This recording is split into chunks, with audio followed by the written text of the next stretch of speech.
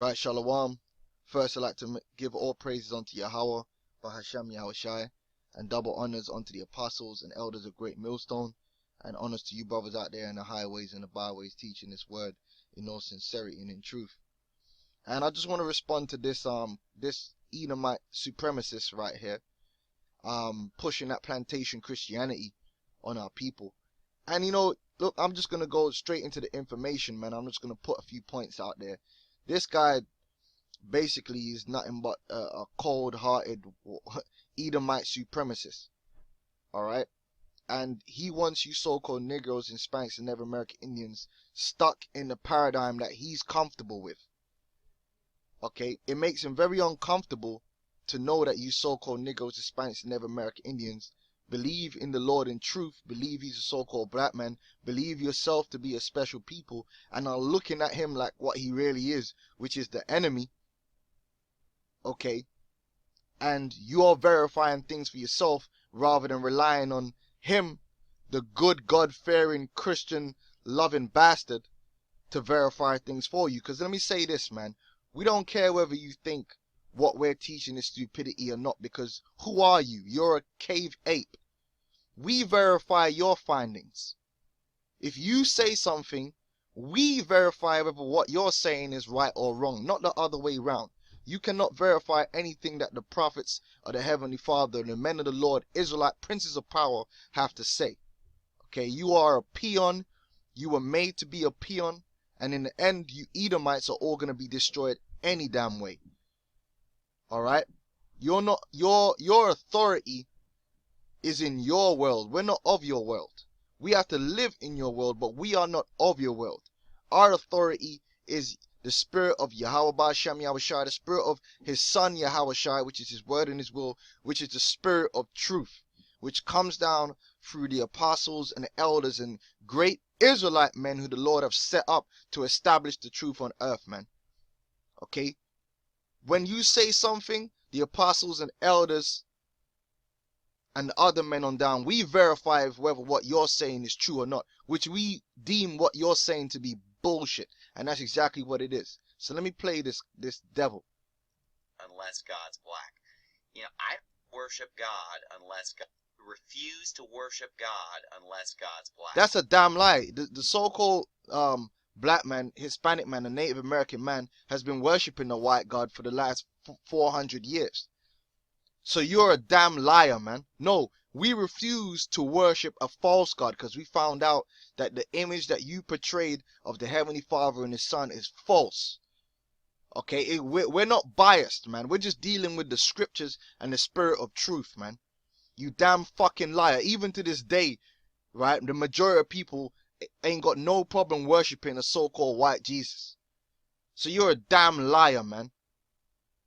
Alright? You know, I don't expect God to look exactly like me. You're a damn liar.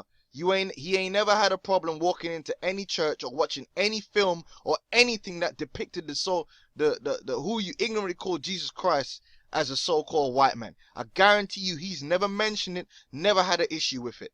But he's got an issue when we say he's a so-called Negro. That's just completely wrong. But you could get away with saying he's white even though he's going to admit he knows he wasn't a so-called white man. And I guarantee he's never gone into any church and said, look, you got an image up there that is not accurate. He didn't look like a so-called white man. We should make him look Middle Eastern, which I'm going to show you that's a false term anyway. And I don't believe that Jesus Christ was a Caucasian. He was from the Middle East. And if you look at people who live in that region today. He should have said, look in the region today. Watch. They are a light brown complexion. No, they're brown. They come in various shades of brown. They might be skewed to the lighter side of brown in certain areas, and they might be skewed to the darker side. But they're brown. They're melanated people. Just like so-called Negroes are melanated people. We're a brown people. Some might be darker, some might be lighter. Stop. You see? Man. And so that's probably what Jesus looked like when he... So he's saying basically what he's trying to say is he probably looked like the archetypal Egyptian today, which is really an Ishmaelite. All right, that's what he's trying to say. Because over there in the Middle East, you got a lot of Ishmaelites, Assyrians, so forth. They look a certain way, saying they look like them. But he wasn't an Ishmaelite. He was an Israelite, and this is the key. Okay, he wasn't an Ishmaelite. He was an Israelite from the tribe of Judah. What did the tribe of Judah look like back then and even to this very day? Let's be specific. Let's stop talking about the lands. Let's talk about the people. The people. He walked on this earth. I'm not saying he was a Caucasian. Which was 2,000 years ago. So you're looking at the Middle East today and making an assumption. That's why he said probable, that the way they look in the Middle East today in that region is the same way they looked 2,000 years ago. Scandinavian, but he certainly was not black. He certainly was not black. He knows that for a fact, right? He knows that for a fact. That's what he's saying. He's a devil. He said probably looking Nigerian or looking Ethiopian. He said he probably was not looking Nigerian, but then two sentences back he said certainly. Do you know the difference between probably and certainty? Do you know the difference between something is probable and the difference between something which is a certainty? This man's double-minded. He's messed up in the spirit, man. Or as someone from sub-Saharan Africa. Sub-Saharan Africa. They love that term. They love that term. That's not our term. We don't believe in sub-Saharan anything. Is foolish and ridiculous. Now, the scriptures... Now, hold on. This guy here, many people would say he looks like an American because the predominant image and the predominant people that have taken over America look like him. Same thing in Europe. But if we go back 1,000 years, would you say he looks like an American? No, because the dominant and predominant people that lived in America were the Native American Indians. But today, if you go anywhere in the world and you say, what does an American look like? Most people are going to revert to this image because this is the majority image that has been pushed out, and everybody knows in the back of their mind that a so-called black man or a so-called Hispanic man is not really an American. They're a Hispanic American. They're a black American. They revert them back to South America or Africa. But this devil, they don't revert them back to Europe. They just call themselves American. They're not called European Americans. They're called Americans. So they have born, in 2017, they represent the overall image of America, just like they represent the overall image of Europe. Even though there are different peoples in Europe. All right? Now, that's a point straight away to cut him.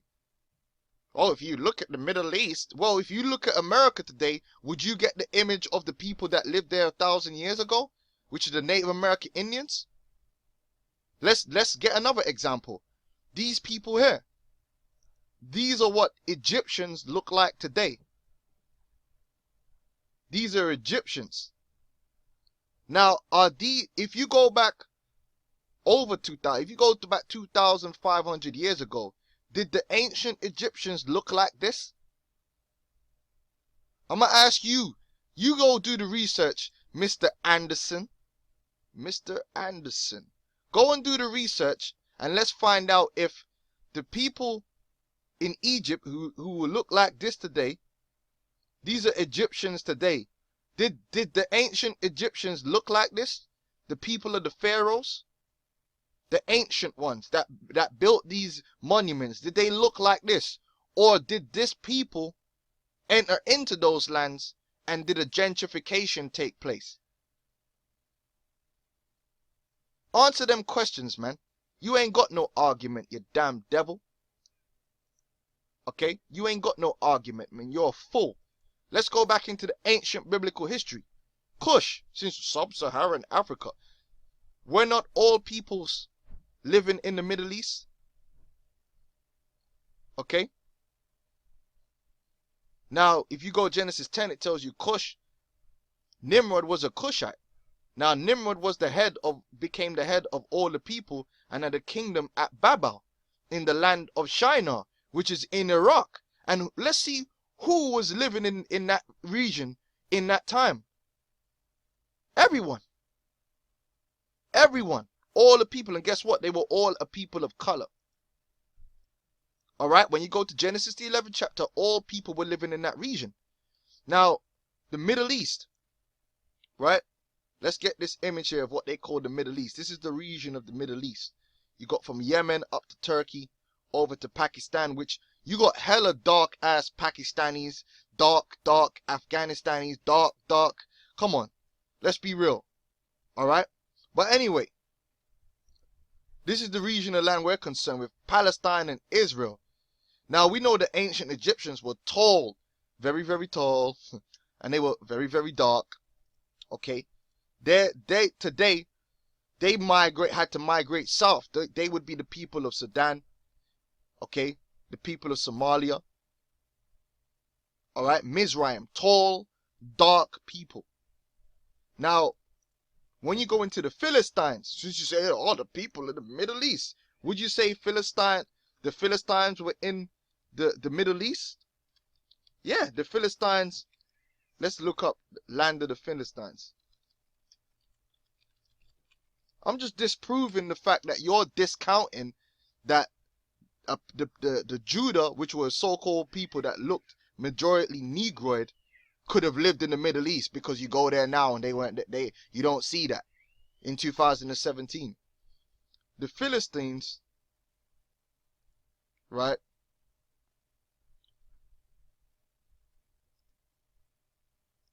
The Philistines lived among the Canaanites.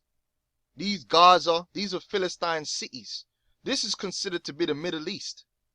Now, who were the Egyptians directly related to? The Philistines. The Philistines were Egyptians. Oh, I bet you didn't know that, Mr. Anderson. Did they teach you that at Trinity Bible College? Let's get that up in the blue letter. Philistine. Let's go back to Genesis.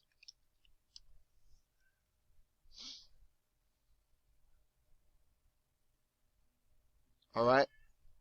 And we know with the Egyptians, if you don't know that the Egyptians were tall people of color, predominantly on the darker side of the scheme of things, they were sub-Saharan Africa, or whatever you want to call, man. Then I don't know what to say to you, man. You're in denial, okay? Ham.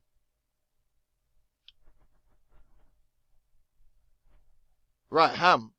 Mizraim, okay? And Mizraim begat Ludim and Anamim and Lahabim and Naphtuhim and Pathuzim and Casluhim, out of whom came Philistim. So from Casluhim came Philistim. Yeah? The Philistines, which the word Philistine means immigrants, because the Philistines ended up living to the western seacoast of Canaan. The Philistines end up living in the land of Canaan, but they were really Egyptians. And I wonder what the ancient Egyptians looked like. I'm gonna let you go look that up, since the Middle East. And while we're at it, what did the ancient Canaanites look like? The brothers of the Philistines. The brothers of the Egyptians. You're through, man. So your statement, oh, they lived in the Middle East, so they probably were light brown. Why? Because you see the people in the Middle East today? Well, what color were the Philistines, Anderson? You come back and answer me that. What color were the Philistines? What color were the ancient Egyptians, and what did they look like? Did the ancient Egyptians... Where is it? Look like the people that are living in Egypt today? Let me get that. Where was that thing I had? Yeah? Did the ancient Egyptians look like these people here? Answer that question, and then we can start dealing deeper into them scriptures. Okay, we gotta get rid of this madness. Oh, you look Middle Eastern. What, you mean Middle Eastern as it looks today? Alright, shalom.